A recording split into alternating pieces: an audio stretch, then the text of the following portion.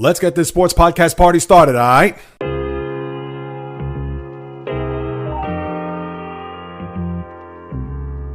The JAYREELZ podcast. What is happening, my good people? Greetings. How are you? How's it going? How's everybody doing out there? What is the latest and greatest? Hope everybody's doing well, feeling fantastic, in excellent spirits. A huge sports week has been unlocked, and I'm here to tell you all about it as the latest podcast is right in front of you, as this is the JAYREELZ podcast with your host, JAYREELZ. For my first timers, welcome aboard. And for those who've been banging with me, going back to the very beginning, somewhere in the middle, or even as early as this past Monday, I welcome you guys and gals back. And as I wake up this Thursday morning, just 3 days into the NBA season, we have a scandal that could rock the league. Now, I'm going to talk about that a little bit later on. I should probably start off with that. But I'm sure as Adam Silver awoke from his 8-hour sleep, got his little coffee together, stirred up with some cream and sugar, and about to butter his English muffin, before he's able to take a sip, I'm sure he threw that cup of coffee across his kitchen, living room, or wherever he may be sitting to hear about the story of an NBA head coach that's involved in a gambling scandal.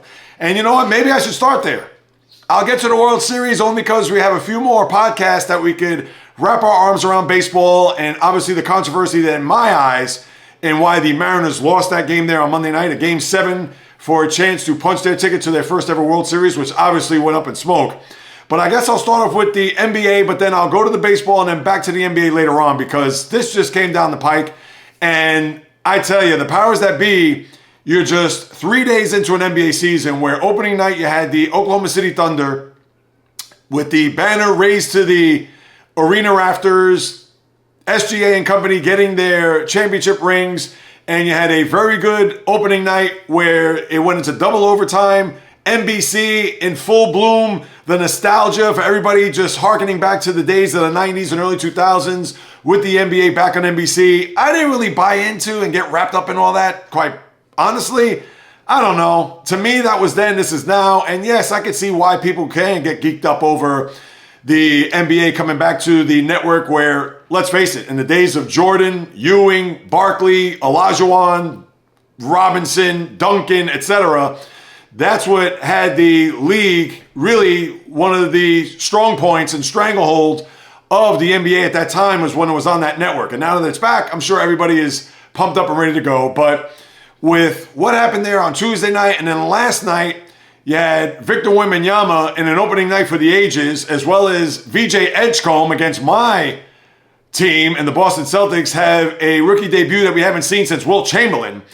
But when you wake up this morning to see the news about Chauncey Billups, the current Portland Trailblazer coach, as well as Miami Heat guard Terry Rozier, and Rozier, who has been involved in this scandal dating back to last year, as there were rumblings about him being involved when it comes to in-game influence as far as what he's doing on the stat sheet, whether he's passing the ball into the stands, which I don't know if that's true, but you had that going on where Rozier, all right, you don't like it. He's a guy that's actually made a pretty good career, starting off with the Celtics, then going to Charlotte, bouncing around there before ending up in Miami, and he didn't play in the game last night as he walks out of a hotel in Orlando with the FBI coming down on him to put handcuffs and whisk him away. And the same could be said in Oregon for Chauncey Billups. And to me, that's the bigger story because, no offense to Rozier, but he's a guy that kind of floats in and out of the clouds. Yeah, you do know who he is if you're an NBA fan. If you're a sports fan, you're like, Terry, who? But when you hear of an NBA coach getting involved in something like this, and it's weird because as the story is continuing to develop, and when you read that he was involved in some poker with the mafia and just illegal bets and gambling from that perspective, where Rozier was actively affecting games. So you have two different scenarios there. But with Billups, why would anyone get involved with illegal gambling on certain premises when it comes to poker, when it comes to just of that ilk? And when I saw that, I understand everybody has their vices. I understand everybody has their shortcomings. And by any means, I am not judging his decision-making on what it is that he did or his involvement of this situation. So I'm just putting that aside. But the one thing that boggles the mind is, unless they're giving me a blank check, unless they're giving me literally hundreds of millions of dollars where I'm like, you know what, the hell with it. This is a Godfather offer, which is too hard to pass up on. I mean, if he's getting involved where he's just making this as a side hustle or just $1 million or a couple $1 million, I'm sure Billups made quite a bit in his NBA career. And now that he's been coach of the Blazers for the last 2 years, that why would he even think about going in that direction, knowing that this is going to end up the way it's going to end up? Him out of a job, him probably not getting back in the league ever again. And I understand this isn't a direct correlation with the gambling houses, which is another story, and I'll get to that in a minute. But for Billups to get involved and with wiretapping and fraud and getting involved with the mafia, now I don't know to what extent does he have a connection, or is he just a connection of a connection? Does he know somebody bigger that's involved in this, who's even bigger than that, where he's just a pawn in all this? Obviously, we'll have to wait and see. This has just happened a couple hours ago, and it's going to continue to develop. But you would think Billups is going to be out of a job here. Because how is this going to be a thing if you're the Trailblazers? And I understand as of right now, there hasn't been any swift decision on his termination of employment there as coach of the Blazers, but this is going to be ongoing. You're not going to have the interim, whomever the assistant's going to be, is going to man the bench there for the Blazers for an indefinite amount of time. And I get it that they're going to have to do their due diligence and not just pull the plug on him. It's not as if he committed a murder or anything as egregious as that. Now, of course, this isn't anything that you're going to sneeze at when it comes to him being involved in something like this. But I think that he's going to be out in his ear, and let's face it, he is done as far as being in the NBA of any sort. And it's a shame. Now, this may be too early to even cast upon, because I'm sure there needs to be more evidence and his involvement, etc., for everything that I mentioned. Now, I know he's probably not the ringleader of all this. I'm talking about Billups. But as far as just him being a part of this, it's almost as if, what are you thinking? Because unless he is getting tens or maybe hundreds of millions of dollars, which you know that's not the case, where he figured, what the hell? The risk is worth it? All right, then you could say, okay, maybe he figured that, all right, it was worth him doing that. But if this is a situation where, yeah, he's getting $500,000 checks here and $1 million, and I don't even know anything about this underground when it comes to gambling and mafia. This is all just speculation and opinions on my part. But again, what are we doing here? So to me, that's just obviously not good judgment. And I understand you're going to say, well, JAYREELZ, now you are judging him. Well, I'm just judging him from the standpoint of, yeah, that's like going to rob a bank that only is going to have $100,000 as opposed to robbing a Brinks truck that may have $5 million in it. So what are you going to do? And I'm not trying to condone or endorse any type of armed robbery by any means. I'm just using this as an example. But again, you're going to want to go for bigger stakes, or you're going to think, well, hey, if I'm going to get this amount of money, then you know what? I'm going to literally gamble with my current career and my future for that, in that regard, to where if I'm just going to do this for a pittance, or maybe just for a few $1,000s or tens of thousands of dollars, again, is it really worth it? That's how I look at it. And as far as Rozier goes, how that's going to develop, I'm sure he's going to be out of the league. This is similar to what we saw in the summer with Emmanuel Clase and Luis Ortiz, the relievers there on the Cleveland Guardians, where he's influencing games or in-game betting. And to what extent, we don't know. Now, this is going back over 2 years when he was with the Hornets, where the Hornets released him there in late March. And then remember, he didn't play until the following January, when I guess at the time he was cleared. And maybe there was rumblings about it, but it didn't come to fruition or to blossom to the point where now he is under the spotlight, to where he's going to obviously get suspended indefinitely until all of the details are clear. And who knows if he's going to get indicted, considering that the feds are involved here. So you would think his career is going to be out. But here's the problem. The NBA, just like the NFL, Major League Baseball, and all of the top leagues, they're involved with the FanDuels, with the DraftKings, with the BetMGM, with the BetRivers, all these gambling houses.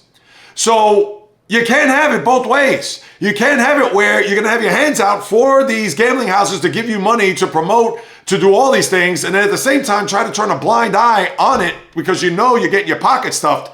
And I'll just say the NBA because this is what we're referring to at the moment. But you can't just thumb your nose and be like, oh, well, we don't condone this. This is terrible. This is awful, blah, blah, blah. No.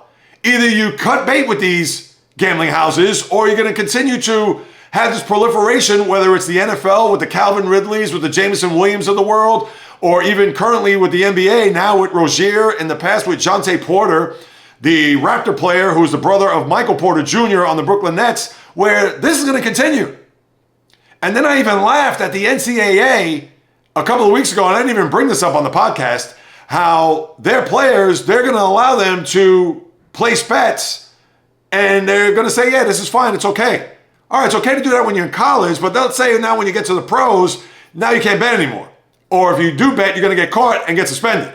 So this is a very wicked, tangled web, as we all know. And for those who listen to the podcast, I'm the worst person to ask when it comes to gambling, betting, fantasy football, rotisserie, baseball, basketball, etc., because I am not involved in that. And you would think, as a lifelong just kook of a sports fan, you would think I would dabble in betting, especially when it comes to football. Absolutely not. So for Rozier, you would think when it's all said and done, he's going to be gone from the league.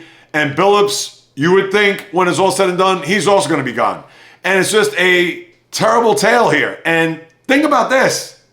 The NBA raising the curtain on their season, as I just talked about, back on NBC, a good game between Houston and OKC. And then you had the nightcap of Golden State and the Lakers. I understand no LeBron, but still. And then you had last night where Victor Wembanyama, who I'll pivot to in a moment, or I'll pivot to later on because I want to get to the baseball, World Series, etc. For Wembanyama that had the game that he had. And to me, I think he's the most important player in the NBA this year. No ifs, ands, buts, maybes about it. And if you're thinking, whoa, JAYREELZ, you're off your rocker, well, stay tuned. So you have that going on. And then this morning you wake up, all right, you hear about Rozier first, and that's the first story I saw. Like, oh, wow, Terry Rozier arrested. Okay. And then a half hour later, you read headline, Chauncey Billups, a current NBA coach. You can't make it up. So now Adam Silver, who I'm sure was aware about this prior to, he had to be. And this had to be announced now. I don't know when all this came about with Billups in particular, because we knew about Rozier. Was this something that was maybe found out a month ago, 6 weeks ago, that they wanted to wait till the start of the season? If I'm Adam Silver, the start of the season is the last time frame that you want to even put this news out. If anything, this probably should have been brought out in the middle of training camp or the exhibition season to where you could start off your season on a good note. Now you have this hanging over your league, and this is going to be the story throughout the course of the day and maybe even into the weekend, maybe. And until this is cleared, the NBA has a black eye. There is no ifs, ands, buts, maybes, or doubts about it. Because players are one thing, and that's bad enough. But now you have a coach dealing with the mafia and illegal poker. I mean, what is happening? So I had to start off with that. And as the days and weeks move on, you know I'll bring this up along the way and just get a better idea. And still, this story is developing. So we will find out and uncover what we can uncover here as we move it along. Now, I'll get back to the NBA and Victor Wembanyama in a little bit. I want to talk about the baseball because that is important too. You have a World Series that's starting as I get into the batter's box, where the Toronto Blue Jays win a Game 7. I'm going to start there before I talk about the storylines and give you the keys and my prediction of the World Series. So you had Monday night, a Game 7, where a lot of intrigue. Toronto has not been in a World Series in 32 years. Seattle never been to a World Series. And you had a game where George Kirby, and that's number one, not that it's on him, but I'll get to the manager because he made 2 egregious errors, which literally cost the Mariners in my eyes. The second one worse than the first, which is obvious. But when you get off to a lead and you're looking at a situation where your best starter this postseason, George Kirby, who's now pitched 4 innings, 65 pitches, a run, 3 hits, and is pitching well. All right, is he dominating? Is he Tarek Skubal, Game 5 against Seattle, where he gave up 2 hits and struck out 7 straight batters en route to 12 strikeouts and a 6-inning performance, as I talked about if you heard last week. Not that dominant, but he certainly wasn't getting lit up or wasn't a situation where he was dodging trouble and in and out of jams, etc. But for Dan Wilson to pull him at that point, to bring in Brian Wu, who I understand is a starter, and you want to try to get some length there, but why not keep Kirby in the game? Keep him in to at least pitch 5, maybe even get into the 6th inning, try to bridge the gap between starter, maybe 1 or 2 relievers, and then get to your closer at the end of the game. So after that, he pulls Kirby for no apparent reason. And I thought that was a mistake, number 1, which led to Wu now having to deal with some trouble on the base paths. And then now that brings up number 2. So the game is 3-1, where you get Julio Rodriguez, who had a big series, and I'll get to his final at-bat in a little bit. But for him and then Raleigh, and you're thinking to yourself, it's in the cards. The Mariners are going to go. The magic carpet ride is going to continue into the World Series, first ever appearance, and let's see where the chips fall when you get to Game 1 Friday, which would have been at Dodger Stadium. But as it was, you had 2 runners on. Andres Jimenez comes up, perfect spot, the 9-hitter, gets a bunt, 2nd and 3rd, 1 out. So now you take Wu out of the game, and you bring in Eduard Brazardo, Dan Wilson, who pitched 2 innings the night before. And obviously, top of the order, this lineup has seen Brazardo as if they know him by the back of their hand. So what happens? Now you face George Springer with a base open, 2nd and 3rd, down, up 3-1, bottom 7. I said 6, right? Make sure I got my innings right. I think it was bottom 7th. And I should know this off the top of my head, so for whatever reason, why I'm drawing blanks, it's beyond me. But I'll confirm that momentarily. So now you have a base open, so you think to yourself, all right, you have Nathan Lucas, who I understand is a left-handed bat, and he's a pesky hitter. That's not to say he's a slouch. That's not to say that, he's incapable of getting a hit. We've seen that throughout the postseason, him getting key hits in key spots. But you're going up against a guy who's playing in his 5th Game 7, number 1. Number 2, knows his way around winning. Number 3, is a guy that has been brought to Toronto for moments like this because of everything that he did in Houston. All right, you want to say cheating Astros, 2017, etc. All right, you have every right to say that. But at the same time, this guy is a winning ball player. He is not a guy that is a slouch. He's not a guy that from 1 second to the next, he became postseason hero and now he's a bum. That he is not. And those 3 runs came in, yes, the bottom of the 7th, like I thought. So now with the base open, instead of maybe even pitching around, and I understand you're not going to get Brazardo in the game and then all of a sudden put up the 4 fingers to get Springer on at first. That could have been done while you had Wu in the game. But what are you doing fooling around? You want to pitch to Nathan Lucas there. If anything, if he gets a base hit, that ties the game. And yes, then you have Vladdy up, and even if it's 1st and 3rd, then you walk Vladdy and you pitch to the 4th hitter, which I believe was Alejandro Kirk is your cleanup hitter. So now you have a situation where you just ruined a 1-0 pitch where Springer takes you deep into the night, 4-3. The Rogers Center is going bedlam, and the next thing you know, you're trailing over the last 2 innings, and you're trying to just scratch and claw to get not only just a base runner, but anybody on base to try to get that tying run so where you can push it into extra innings, at least you hope. And all you got from that was a 1-2-3 8th inning, and then in the 9th inning, you are hoping that after 2 strikeouts and Julio Rodriguez, who had a double and a home run in the game, and for him to get up in that at-bat, and all I could say is this. We understand in 2025, baseball's played a lot differently than when I was a boy. Rodriguez had a 2-0 count on Jeff Hoffman. What in the hell is he doing swinging on a 2-0 pitch? It was a slider out of the zone, similar to the pitch that he struck out on, but that was even worse because I could see if that was too close to take. That final pitch, which was a 3-2 pitch, I might add, was one he went fishing. But what are you doing swinging on a 2-0 pitch? If anything, that was borderline. The umpire may have called that a ball. So now it's 3-0, and guess who's on deck? Cal Raleigh. I was hoping that Rodriguez got on. Not that I was rooting for the Mariners, but I was hoping that Rodriguez got on base because guess what? You would have had ultimate theater at that point. Cal Raleigh for your season with the go-ahead run at the plate, 2 outs, top 9. I mean, that would have been the ultimate theater. But instead, on a 3-2 pitch, he flails at a slider out of the zone, game over. I mean, that was a terrible at-bat by Rodriguez because you cannot be up 2-0 and swing. If you're Dan Wilson in the dugout and you accept that, then he needs to be fired. Not that I want him to be out on his ear because that pitching change to bring in Bizzardo to go up against Springer, that was just, I don't know what he was thinking there. But if I'm Wilson and telling the third base coach, he has 0 green lights. I don't care if it was 3-0 and it was a 80-mile-an-hour fastball down the middle, you're taking. You have to take. And you have to take 2 at that point. Because Hoffman, good closer, not great.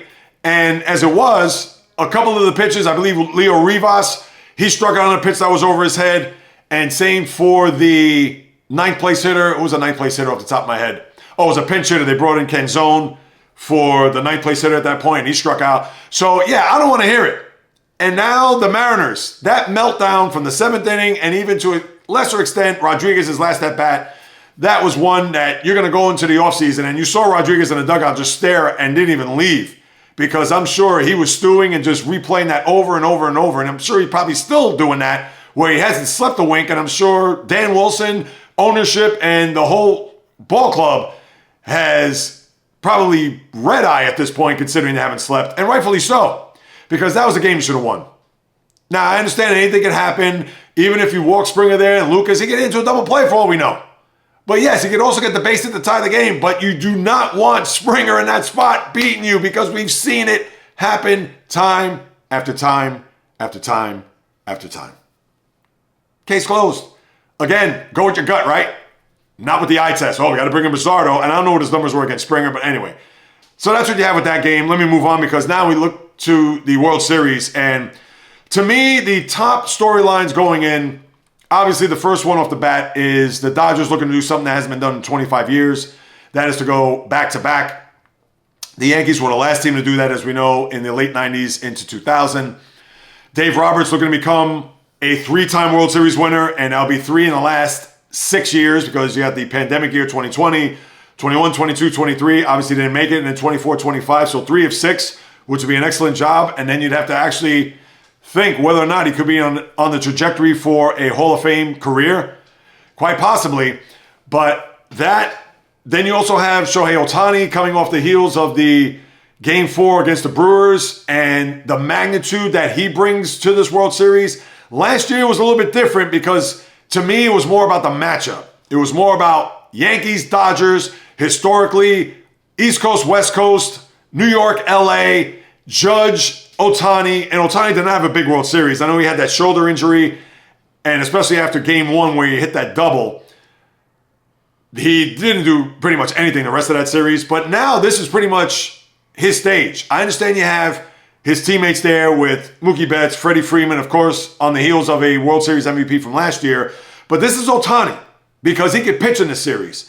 And you want to talk about him being the guy that, best player of the generation, nobody like him, he's better than Babe Ruth. All right, well, I want to see how the ratings are going to reflect that because if the ratings are going to be 10, 11 million, which for a regular World Series, that's what you're going to get. To me, that doesn't mean he's resonating with the good sports fan, maybe even the casual sports fan for that matter. Because everybody knows who Ohtani is, you would think.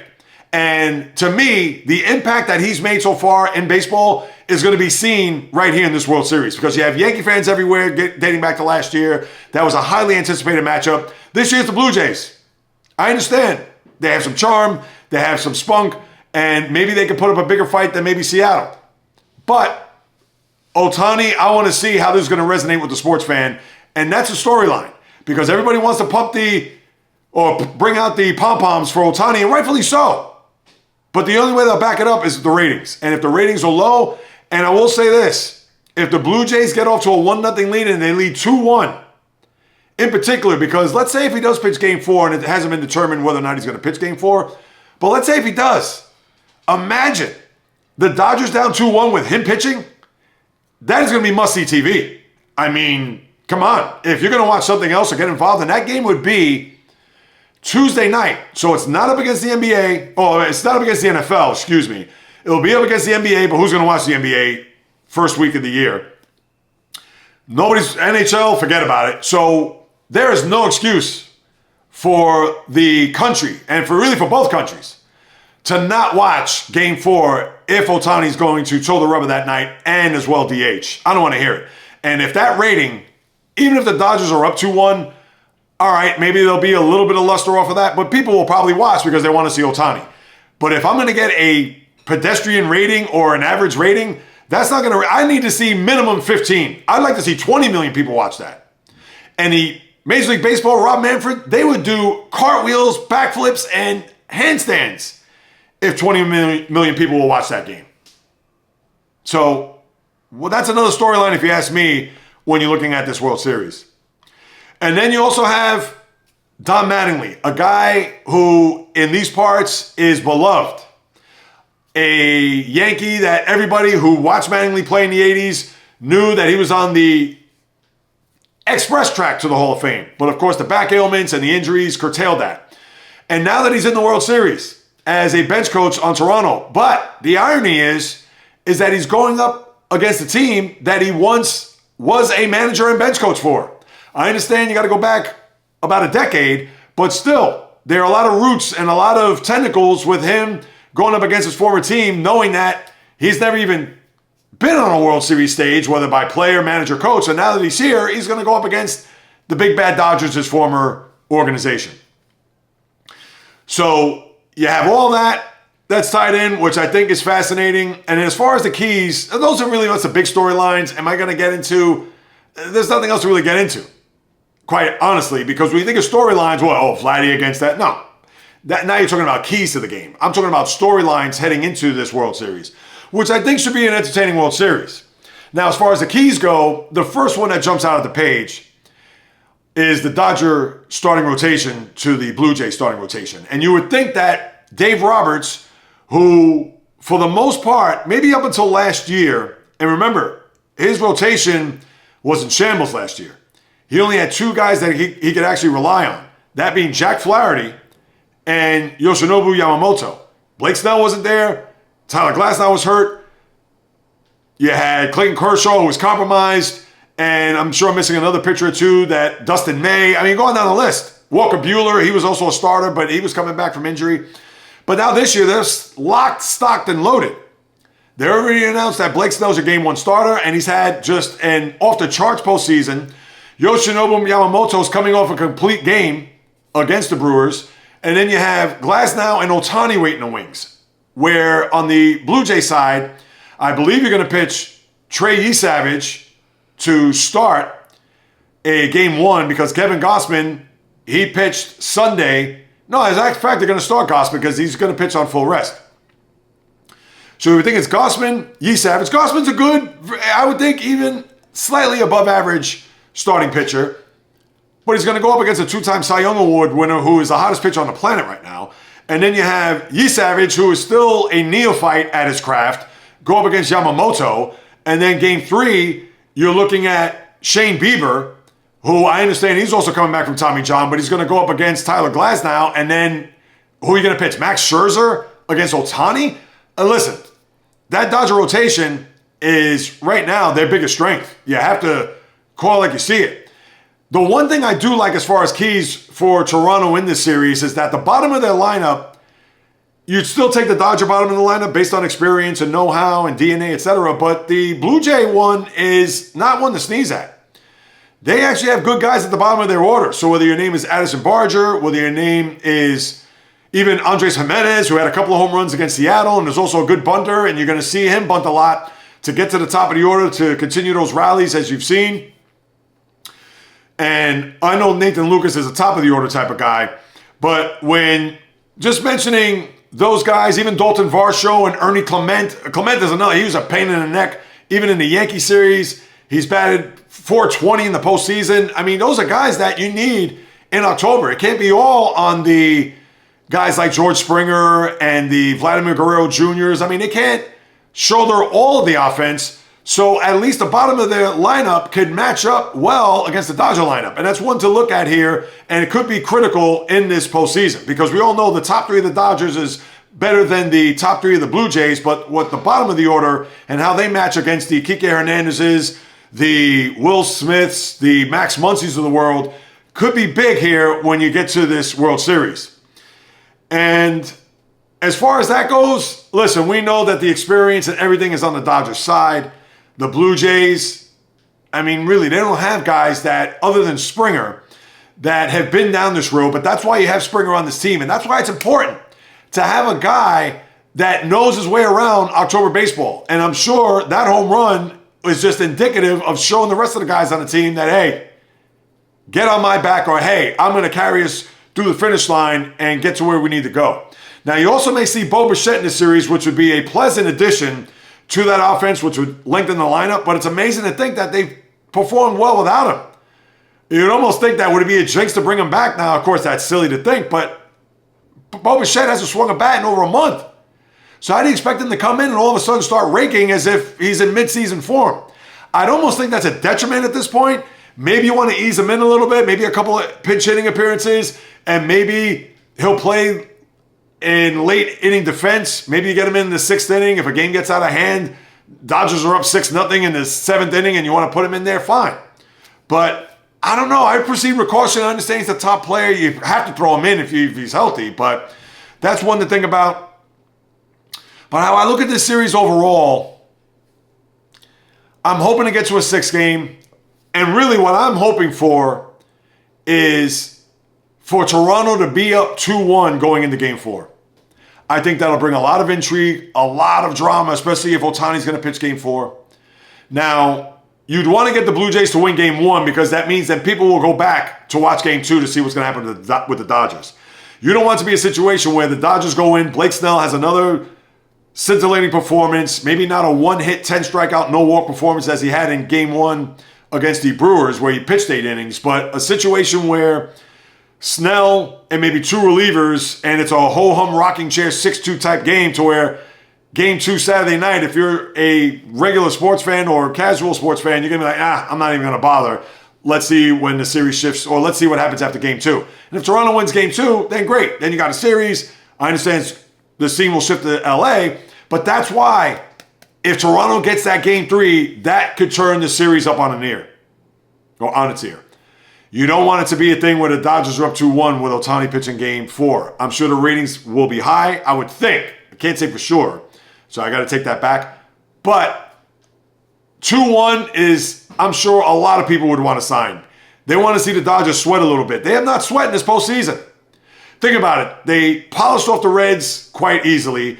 They had a 2-0 series lead against the Phillies, although there were very close games at the end, but they won the series. And then the Brewers, please, they might as well just sleptwalk through that series and they still would have beat Milwaukee. So I want to see some pressure on the Dodgers here. And even last year, think about this. They had a 2-1 series deficit against San Diego. They came back and won, but they had a 3-1 series on the Mets before they beat them in 6. And in the Yankee series, it was a gentleman's sweep. So I want to see some pressure on this team. And that's not to say they can't overcome it. But with that being said, I've waffled back and forth on whether or not it's going to be 5 or 6.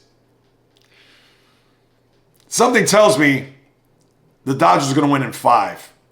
And it was brought to my attention from a very good Dodger fan. My guy, I'll say his name, Bruce Gonzalez out on the West Coast. I'll give him a shout out, a.k.a. BioZio186. He said it best. Since the Dodgers moved to LA, they have not won a World Series at Dodger Stadium. So in 63, when they played the Yankees, 65 against, was that Minnesota Twins? Yeah, I believe it was the Twins. Oh, no, it was the Orioles? Let me make sure I get that right. No, it was the Orioles won in 66. Let's just make sure, as we're live, directed in full effect, I got to make sure your 65 World Series, yes, they did beat the Twins, just like I thought. 81 at Yankee Stadium, 88 in Oakland, 2000 the pandemic, or 2020, 2000. Reel it in, JAYREELZ. 2020 in Arlington, and then last year at Yankee Stadium. So even if they split the first 2 games, it's not out of the realm of possibility that the Dodgers could sweep the middle 3 games of that World Series. I'm going to say Dodgers in 5. I'm hoping to get 6. I want to see 7. And I think Toronto has the potential to push this to a 7th game. Absolutely. They have gritty players. They have, I think, a better balanced lineup. Their rotation scares me, and their bullpen scares me. Just like the Dodger bullpen would scare me too. But with Sasaki, who other than one little blemish there in Game 1 against the Phillies has been lights out. And who knows? If you're going to catch the Dodgers, you got to catch them now. Because when you think about it, their last game would be a week ago tomorrow. Last Friday night. So, considering the game is in your building, Toronto, you want to jump on them early. So, let Snell get that pitch count up high because throughout his career, he's been a high-volume pitcher where he's a 5 top 6 inning pitcher. If you could do that, work at bats, work counts, which Toronto can do because they put the bat on the ball, then that's going to bode well. And that's another factor you got to throw in the mix too because they're not a free-swinging team that they're home run or bust. Yeah, it's the Dodgers year. I mean, they're going to win no matter what. Would I be shocked if they lose this World Series? I'd have to say I would be. They've been a juggernaut. They're 9-1 to this point. And we'll see where they are historically after this, especially if they win, whether it be in 5 or 6 or whatever, maybe even in a sweep for all we know. But I'm looking forward to this World Series. I think it does have some juice. I think it does have some drama. It is not Arizona, Texas. No offense to those 2 teams and their cities, etc. But because the Dodgers are there and their star power, and Toronto has their own star power, and that building, that country that's also starving for a championship. It's been 32 years. And it's amazing to think, somebody brought this up, I heard this on Sports Talk Radio yesterday before I pivot. It's amazing to think that there could be a possibility that if Toronto wins this World Series, now mind you, they won in October 93, but that means if they do win this World Series, they will have won 2 World Championships before a Canadian hockey team has won a Stanley Cup in that time frame. I mean, that is hard to fathom. Because the Montreal Canadiens won in 93, but they won in late May, early June of 93, where that following fall, Joe Carter, the walk-off Game 6, Mitch Williams, we all know. And then you could have a scenario where the Blue Jays will win this year and they'll have 2 under their belt in that time frame as opposed to any Canadian hockey team. And we know Edmonton's made it to the finals the last 2 years, but of course have fallen short to the Panthers. So that's just another thing to throw at. So that's what you have there with the World Series and everything that has to do with the postseason. Real quick, a couple of things I want to touch on. Kurt Suzuki signed a 1-year deal to be the manager of the Los Angeles Angels of Anaheim. I just like to call them Anaheim Angels. And it's interesting because Perry Minasian, the GM, because he's in the last year of his deal, he signed Suzuki to a 1-year deal. So he says, yeah, we're tied at the hip. Now, who knows what's going to happen with Minasian? I understand that the Angels, they have been just putrid here over the last decade plus. And for Suzuki, he's welcoming it. He's like, hey, I've been in the major leagues for 16 years. I feel like I've lived on 1-year contracts throughout my whole career. And now it's the same for my managerial career. I'm all good and well with that. And I hope Suzuki has success. Usually catchers make very good managers. Just look at Joe Torre. Just look at Mike Scioscia, who won the previous and last and only World Series that the Angels had in their franchise's history back in 2002. So that's a plus. And even though Albert Pujols was in the running, and obviously did not get the job, but he could be the head prospect for the San Diego Padres, who have a lot of Dominican players on the team, most notably Fernando Tatis Jr. and Manny Machado. So who knows if he's going to get the Padre job, so that we'll have to wait and see. And then the other managerial position that has been locked up is the Giant job with Tony Vitello. Tony who? Yes, Tony Vitello, the former manager of the Tennessee Volunteers, yes, that of college. And this was a historic hire based on Vitello not having professional experience and then being hired from the collegiate ranks to where you have to think, wow, what made the Giants go long and far to look for their manager as opposed to maybe doing it in-house, promoting somebody from within, or going outside the organization to find a bench coach somewhere else or another young up-and-coming guy that was getting a lot of buzz. And that wasn't the case. He figured, let me go to the college ranks and bring this guy in. But we all know that Vitello, he's going to be tied to the front office. This is going to be a collective effort with the analytics, with trying to figure out the game 3 hours before the game's being played, a la Dan Wilson. Shame on you. And I can't just put it all on him because I'm sure Jerry DiPoto, the GM, and the front office said, no, let's work the game out this way. Nonsense. I hate that, but that's what you have there with baseball. So congratulations to Vitello with this historic hire. No pro experience from the college ranks, so good luck to him there. All right, now before I get to the NFL, I'm going to get to, or excuse me, the NBA. I'm going to get to the NFL and college, and this is going to be quick, people, because the NFL and college schedule, if this is a weekend to pass on, and you want to go pumpkin picking, apple picking, the hay rides, etc., considering Halloween is a week from tomorrow, unreal.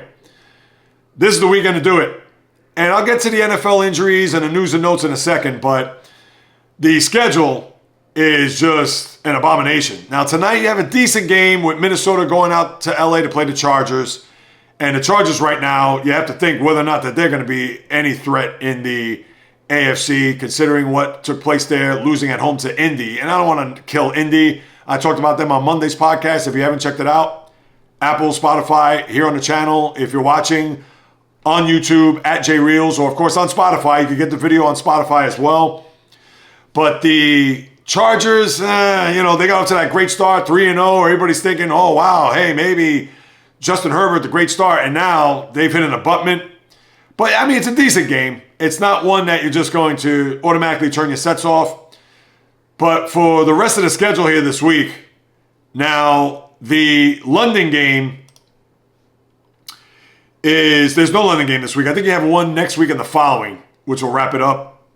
But you have Miami at Atlanta, no thanks. Jets at Bengals, I'll pass. Cleveland at New England, nah, I don't think so. Giants at Philadelphia, that could be a bludgeoning considering that the Giants beat Philly up at MetLife just 2 weeks ago. Buffalo at Carolina, I know Buffalo coming off a bye, Carolina playing well. All right, decent game, but not a 4 or even 5-star for that matter. Chicago at Baltimore, no Lamar Jackson, so that means no bueno. San Francisco at Houston, all right, because of Houston and their reputation, but they lost that game on Monday night to Seattle. Nah, I'll skip that. Tampa at New Orleans, Baker Mayfield did not play well in the game against the Lions. Lions are playing great. Lions right now, who have a bye this week, so you're not going to see them. But for Tampa at New Orleans, nah, I'll skip that. Dallas at Denver, decent. 4-star, that's pushing it, but okay. Tennessee at Indianapolis, what else can I watch? Your Sunday night game has a little bit of intrigue. Green Bay at Pittsburgh, where Aaron Rodgers will go up against his former team for the first time. And he even stated that this is not a revenge game. Now, he's a few years removed from being a Packer, and even though they're going to dredge up a lot of the old footage and just his release and leaving Green Bay and all, please, you're going to be blue in the face and sick of it, quite frankly. But let's see how the Steelers, as they had that mini bye coming off of that putrid defensive effort against the Bengals, hopefully they get back in the win column against the Pack. And then your Monday night game with no Jaden Daniels, who now has this hamstring issue, which right now the Commander season looks like it's going to be a lost one. They're going to Kansas City there on a Monday night, which could be a 3-5 record that they're staring at. And mind you, they lost all but 5 games last year, so they're going to match that before you even get to the halfway point of the season, considering Kansas City just shut out Las Vegas there this past Sunday. And speaking of Vegas, they have a bye with Detroit, the Rams, Arizona, Seattle, and Jacksonville. So 6 teams out, and therefore your NFL schedule is El Stinko. And as far as other news and notes, Bryce Young, speaking of Buffalo, Carolina, he's going to be out with a high ankle sprain, which means Andy Dalton. So that puts a big-time damper on that game. Not to say that the Panthers can't play well, but Dalton, the seasoned vet, maybe in a pinch-hitting role, considering that Young is out, could maybe light up that Bill defense, but they're coming off a bye. Maybe they've patched some things up and fixed some things, so we'll have to wait and see. But no Bryce Young, as you know. And then a couple of other things. I know that there was word, Mike Evans out with a broken collarbone. I'm sure he's going to be out. I don't know if he's out for the rest of the year, but obviously a significant amount of time considering that is a big weapon for Baker Mayfield. And remember, no Bucky Irving or Chris Godwin, as they have not come back to clear any injury reports and back to the team. So you have to keep that in mind too. But for the other news of the week, am I going to get wrapped up with Sean Payton and Russell Wilson? I mean, nobody cares. I understand Wilson called him classless, and that was based on Payton's comments saying something along the lines of how he likes his team with his quarterback as opposed to the previous quarterback. He didn't call him out by name, but we know who he was referring to. And I'm paraphrasing there, but that was the one thing that if you want to, NFL gossip and wrap your arms around, be my guest. And the same can be said about Woody Johnson.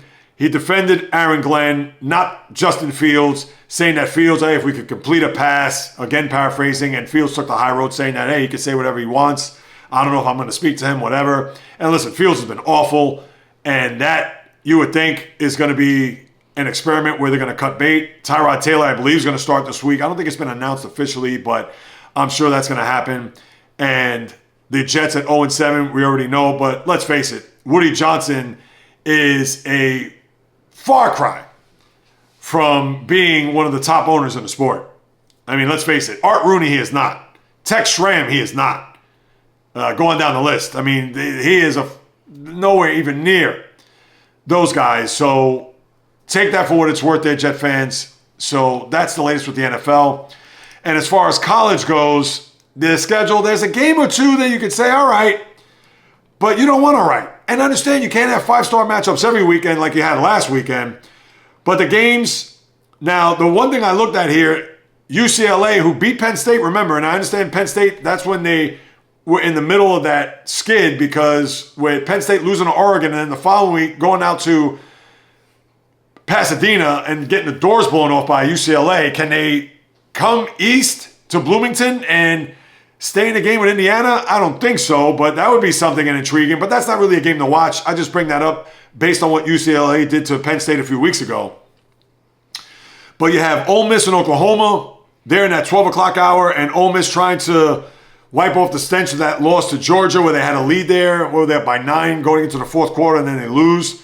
So let's see if they can rebound off of that loss and play well against Oklahoma. And that's going to be a big game for both of those teams because either one of those teams, if they come out with a loss, that means they have 2 on their ledger. And if you're going to get 3, chances are you're going to be on the outside looking in, depending on how the rest of the field plays out. So just keep that in mind. But Ole Miss, Oklahoma, big game. Besides that, in your 3:30 window, Mizzou at Vanderbilt, that's another big game. I understand it's not a lot of sex appeal, but still, those two teams who, of course, have one loss, Missouri and Vandy, both losing to Alabama. But Vandy bouncing back nicely with their win over LSU last week. So let's see if they can continue the good fortune there, especially if the game is in their building. Or will Mizzou be able to pull off an upset? And then the night game, I don't think it was a game that was of note or one that I was like, ooh, yeah.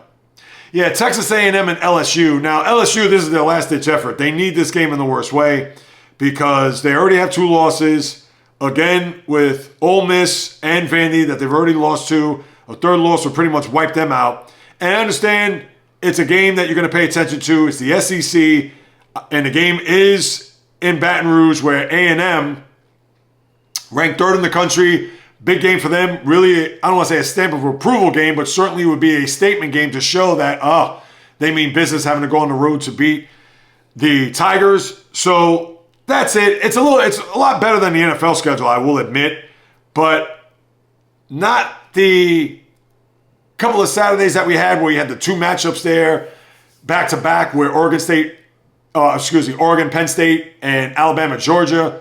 We had that a few weeks ago, and then you had another double dip last week where you had both games matched up in primetime. Off the top of my head, what was that? Was it Alabama, Tennessee, and who was the other game last week? Last Saturday. So, but that's your college football. You know I'll be on top of it come Monday as we recap there to close out a week 9. Now I'll get to the NBA as I put on the high tops, and we're only 2 games in, or 2 days in, I should say, and just a note, my NBA preview, which was on my live stream yesterday, I have a live stream on my YouTube channel every Wednesday, high noon Eastern time, as well as a podcast pregame before the podcast every Monday and Thursday, 9:30 a.m. Eastern. And I talked about it a little bit this morning, so you could go back to this morning if you want to get a snippet of that, or if you want to unpack it even more and listen to the NBA preview, because one of the big storylines I had coming into this NBA season was Victor Wembanyama and the Spurs, an absolute must that they make the postseason this year. And how I felt that he was the NBA's most important player. Because, yeah, you want to talk about Luka, trim, slim, Lakers, first full year, LeBron could be his last year, and how the torch is going to be handed from LA, LeBron to Luka. Nah, I'm not buying. Or Anthony Edwards taking that next step to get to a finals. Could he be the face of the league, as everybody talked about last year? No, not Anthony Edwards. It's not Nikola Jokic. It's not Giannis. It's not Embiid. It's not SGA. He won a title. I understand he could go for back to back. Maybe a dynasty in the making, which I did talk about there on the preview yesterday. But to me, it's this guy. I understand he's not an American-born player. I understand he's not out here shooting commercials every 5 minutes. You see him everywhere, similar to a lot of these other players that you'll see him in Sprite commercials and Chase or credit card commercials, or you see him with none other than Kevin Hart and some of these other 30-second spots. He's a guy that's mild-mannered, close to the vest, somewhat private, and doesn't let you in. Obviously comes from France, different country altogether. But to me, this guy, if you watch last night, all you got to do is watch the highlights of his game against the Mavericks. And we saw this over the first 2 years, so this isn't anything you don't know. But there was a story that came out that he spent time this offseason with monks, did a lot of meditating, obviously trying to reflect and channel his inner best self to put that out on the court. And last night, all he did was drop 40, 15 rebounds, 3 blocks, including one sequence where he blocked, I believe, Derek Lively's shot, took the ball, dribbled it up court, between the legs, behind the back, step back 3, and a foul. The league has been put on notice. And listen, we know his talent is through the roof. And we know his ability is literally there's no limit. But when you see that last night, and granted it's one game, I understand, can't get crazy. But, I mean, the guy's 7'4", and he looks like he's a 6'4" to 6'6" swingman that is ready to just take the league by storm. And that's why he's the most important player. Because San Antonio, we know through the Greg Popovich era with Tim Duncan and Manu Ginobili, Tony Parker, they've had their run. And we saw them dominate during that 15-year stretch. Well, if you're going to have Wembanyama there, he's going to be the guy that's going to pretty much do the same thing. And he has a pretty decent cast and a young cast of characters that are going to be behind him along the way. So that's why I bring him up as the most important player. If you want to leave a comment or hit me up, please do so, because that'll be a very healthy and interesting debate. And then the other thing I want to talk about, the Knicks last night, they win their opening game against the Cavs. I remember last year they were 0-4 against the Cavaliers, and they start off the season on a good note. You have Karl Anthony Towns, who's injured, but played the game last night with 19 and 12. But the thing is that I'm a little bit perturbed by, and you know me, the contrarian that I am, everybody is now going gaga over the Knicks. Stephen A., and he's a Knicks fan, I get it. But, the Knicks are going to the finals. This guy, the Knicks are going to the finals. The Knicks, they have a red carpet, considering, the Cavs will be there, but there's nobody else. I'd be quick to automatically put the Knicks in a final for this reason and this reason only. I understand it's the beginning of the year, and there's going to be ebbs and flows, peaks and valleys, etc. But let's see when we get to April. Let's see if they're a 1 or 2 seed. Let's see, and especially if they're a 1 seed. Could you imagine? Where they're going to have the Eastern Conference go through them. There's going to be so much pressure on them to deliver. Last year, and I understand they were a 3 seed. Yeah, they were a 3 seed. They had no business, as we know, and I understand, you got to give them credit, they won. Nobody thought they were going to beat the Celtics. And when they did so, everybody thought they celebrated. 7th Avenue, Spike Lee sticking his head out of a limo, Stephen A. dancing in MSG, and we know what happened after that. But now, the amount of pressure and expectations for this team to get to a final, let alone deliver a championship, is going to be ginormous. So we saw them implode last year, game 1 against the Pacers. And I'm not trying to say that that's going to happen this year. And I understand the people, you can't look at last year and it's going to happen this year. Well, you pretty much have the same cast of characters. All right, you want to say Jordan Clarkson, you want to say a couple other guys that are going to be part of the mix. And I don't want to hear about Mike Brown last night where everybody was going just crazy over his deployment of the bench, getting everybody involved. I believe he got 11 players into the game or in and out. And Mike Brown is pretty much saying, this is how we're going to do things. You're not going to be able to do that in April, May, and June. You're going to have your set 8 guys you're going to go to. Maybe there's a 9th, but you're going to have your guys set. And it's going to be a situation where you can't count for injuries or guys nicked up or anything like that. So all I'm going to say is this. For those who are already printing up the championship or NBA Finals tickets to go to MSG, whether games 1, 2, 6, 7, or games 3, 4, and 5, we're only 1 game in. We have a whole season to play. Can we relax on that? That's all I'm going to say. Because right now, the chips are puffed out. Everybody's thinking that, we're on the road, we're on our way. We're just getting started. And one more time, just because the road is mapped out for them to get to a final doesn't mean they're going to be in the finals. So I just want to say that now and keep this receipt for later on down the road. As far as your schedule real quick, NBA. Tonight you have a rematch, and I talked about this on Monday, which I found just very peculiar, very weird. I know why they've done it, but to me, this just has... It's almost like you're going to watch a matchup that you just witnessed, albeit 4 months ago. It's almost like watching, I hate to say it, a funeral. Yeah, I said it. Tonight, you have the 2 games, which I guess ESPN is going to do the TNT role this night, at least for this week. I don't know if they're going to have the TNT schedule. I don't know if ESPN is going to overtake TNT, which they did on Thursday nights from here on out. But your first game tonight is an NBA Finals rematch between the Thunder and Pacers, which obviously everybody's going to think back to last year. You're going to see Tyrese Halliburton with the injury and all that, what could have been, so on and so forth. And I'm sure the Pacer fans are going to be pumped up, ready to go. This is where they could maybe exact some revenge, but we all know this is not revenge. I mean, this is game 1. I believe they didn't play last night, did they? Or did they not? Or even if they did, let me see. No, this is the Pacers' opening game. So I understand why they did it, because the Pacers aren't going to be on national TV a lot this year, considering they're compromised. And why not put this game now, where usually the NBA Finals rematches in the regular season are usually either in the middle of the season or right around the All-Star break, or maybe even after the football season, or maybe right in the middle between the conference finals between the conference championship and the Super Bowl, somewhere along those lines, so where they could get a little shine or to take away a little bit of the shine from the NFL. But you're going to have that now? Ooh.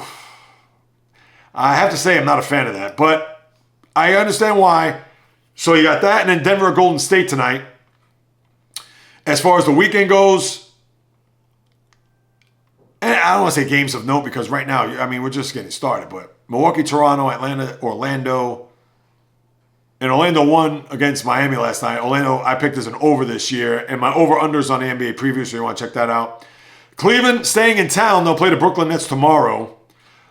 Speaking of rematches, Boston at New York, rematch of the conference semis last year, and the Celtics lost last night. Let me get to that real quick. VJ Edgecombe, a lot of people looked at this guy as a watch out. And last night, 34 points in his debut, beat the franchise record set by Allen Iverson in 96, and then the most points scored in the debut since Wilt in 59. So VJ Edgecombe could be a guy that will be on your radar after last night. And I understand this isn't a whole Celtic team. And the Celtics had a 10-point lead in the 4th quarter, and they spit that up, and they lost by a bucket. So VJ Edgecombe is a guy, I'm saying right now, and maybe for the basketball fan, you're like, yeah, JAYREELZ, I'm on top of it. Tell me something I don't know. But for those who aren't aware, that's the guy you want to look at this year as far as the rookie class.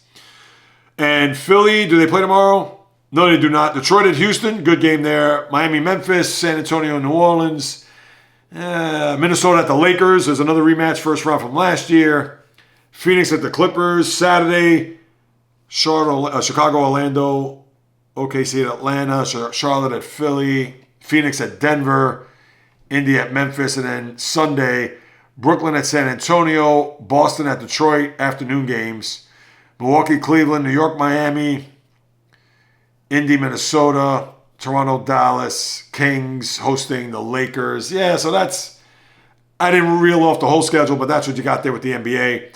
And then lastly, the NHL, as I lace up the skates, what I have here are teams that have made, I don't want to say an impact, only 2 weeks into the season, but have risen to the top of the standings. The Red Wings, they lost last night to Buffalo, but Red Wings played well. Montreal at the top of the Atlantic Division, 6-2. Red Wings, like I said, that 5-game winning streak snapped. They are 2 points behind Montreal at the top of the Atlantic. And in Florida, who beat the Bruins a couple nights ago, and I forgot to mention that on Monday's podcast, I didn't mention Florida-Boston, but that was the return of Brad Marchand, a very emotional return, and got the standing O he deserved, and talked about how blessed and fortunate and grateful he was, not only for his career, but his opportunity to continue to play in Florida, but even more so the 15 years that he spent in Boston, the cup that he won, the relationships that he was able to cultivate and just foster over the years. And then, of course, the first time he touched the stick, there where the booze came out, I believe he had an assist in the game as the Panthers won.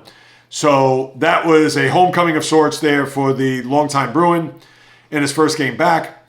Then the Devils have now won 6 in a row. That's a team that has moved on up here and passed the Carolina Hurricanes there for the top of the Metropolitan. So that's a team to look out for. And Pittsburgh's played well, 5-2 to start off their year, which is pretty good. And the Islanders have won 3 in a row. And Matthew Schaefer has registered a point in every game. And they'll host the Red Wings tonight out at UBS. So let's see if we can continue that streak. And then you do have Colorado and Vegas, 5-0-2. The only teams that have not had a loss in regulation, so keep that in mind. Utah playing well at 5-2, tied with Winnipeg there in the Central. And then we still have the San Jose Sharks with a big fat donut. No goals as of yet, or no wins, as of yet. Tonight, I believe they play the Rangers. I'll get to the schedule in a minute as they're in the tri-state area. They lost to the Islanders on Tuesday. They'll play, I believe, the Rangers tonight, Devils tomorrow, or vice versa. I'll get to that in a second. And Kings have gotten off to a bit of a slow start, 2-3-2. Yeah, that's pretty much the teams that have done something out of the gate that may come as a bit of a surprise or maybe a little bit of an eyebrow raiser when you look at what's happened there on the ice. Excuse me, but as far as the schedule for the weekend, Tampa, that's been a team that's been very disappointing, now that I think about it. Tampa, who is 1-3-2? And I don't know what's going on there, but they're in last place in the Atlantic. And when you think about it, they have the third worst record in the sport. Calgary 1-6-1. That's not a good start for them. But, yeah, that's a very surprising start there by Tampa. And I want to say that number over-under is 101.5. Now, again, we're only 2 weeks in, so not to get crazy about that. But as far as the schedule goes, Chicago at Tampa, Anaheim at Boston, Philly at Ottawa, Pittsburgh at Florida, Detroit at New York. San Jose's playing the Rangers tonight, and then they'll play the Devils tomorrow. Utah at St. Louis, LA at Dallas, Carolina at Colorado, Montreal at Edmonton. Tomorrow, Toronto, Buffalo, San Jose, New Jersey, Washington, Columbus, Calgary, Winnipeg. Saturday, Islanders and Philly, that's an afternoon game. Colorado, Boston, 3 o'clock game. Anaheim, Tampa. Vegas at Florida. Utah, Minnesota. St. Louis, Detroit. An old Norris division. Black and blue. Ottawa, Washington, Columbus, Pittsburgh. LA, Nashville. Edmonton, Seattle, Carolina, Dallas. Sunday, Colorado, New Jersey. That's an early game. Is Colorado in town then, I guess? Will Colorado then be at the Devils? No, in fact, they're playing a weird home and home. So Colorado, New Jersey, Sunday afternoon, but then they'll play 2 days later in Colorado. Very rare to get an East-West home and home. Then you have Edmonton, Vancouver, New York at Calgary, Dallas, Nashville, LA at Chicago, Utah, Winnipeg, San Jose, Minnesota. Vegas at Tampa. That is your NHL in a nutshell. And that is it in a bigger nutshell of the latest podcast. Thank you so much for stopping by. Thank you so much for carving out precious time out of your day to listen to what it is I have to say about what happens in the wonderful world of the toy department of life called sports. And if you haven't done so, people, please, I implore you to subscribe to the YouTube channel at JAYREELZ, to Spotify, Apple, if you like to listen to this podcast as opposed to watching. But if you want to watch, on Spotify and the YouTube channel here at JAYREELZ. If you want to hit me up with a question, comment, suggestion, you can do so at the following. Of course, the YouTube channel, Instagram, TikTok, Facebook, the JAYREELZ podcast, or at JAYREELZ on Instagram. Twitter, JAYREELZ1, just a number. The old-fashioned way, the JAYREELZ podcast at gmail.com. I'll be more than happy to follow up with you guys and gals, because whether you do or do not know, this is what I love to do, people. It's in the blood. It's in the DNA. Sports since birth. I look forward to these Mondays, Thursdays, Wednesdays, even the podcast pre-games. Content that I'm putting out. I got a couple others that I'm in the works. If you didn't watch my Reggie Jackson three home run vlog, as well as the 2003 ALCS Game 7 Yankee Red Sox vlog, it's on the channel. Check it out, please. Send it to your family, friends, foes, frenemies. Take a screenshot. Send it to it on my socials. This is the little engine that could. 730 subscribers, trying to get to 1,000 on YouTube and beyond, because this is my full-time job, people. So whatever it is that you could do to help yours truly as I continue to blaze a path and trail in this podcast universe, I am more than grateful for your participation. Because like I said, anytime I'm sitting in front of this microphone and camera, I promise I'll deliver nothing but passion, fire, energy, fury with my thoughts, opinions, critiques, praise, analysis, feelings on anything and everything that happens on the world of the diamond, ice, gridiron, hardwood, golf course, racetrack, tennis court, boxing ring, octagon, you name it. From my lips to your ears, from my heart to your soul, from where I am to wherever you are, the JAYREELZ podcast always comes correct, direct, and in full effect. From the South Bronx, the South Beach, the South Central, the South Pacific, and all points beyond, peace, love, and God bless everybody. And until next time on the JAYREELZ podcast, on the flip, baby.